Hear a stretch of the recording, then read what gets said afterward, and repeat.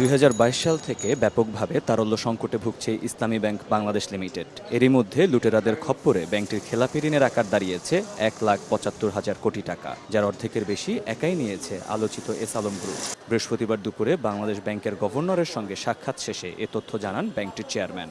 এই তথ্য আপনি সবাই জানেন, এইটাতে আমরা অডিট নিয়োগ করছি, আমরা এক সপ্তাহের মধ্যে জেনে যাব। তবে এইটা মেজর বলা যায়, সুপার মেজর, সেটা মনে 100%-এর মধ্যে বেশিরভাগ।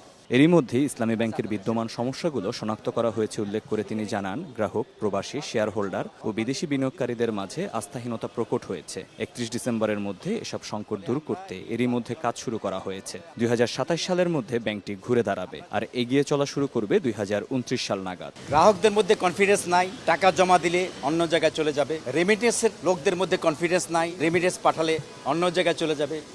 শেয়ার হোল্ডারদের মধ্যে কনফিডেন্স নাই, আমরা যদি ভূমিকা রাখি এটা অন্য জায়গায় চলে যাবে।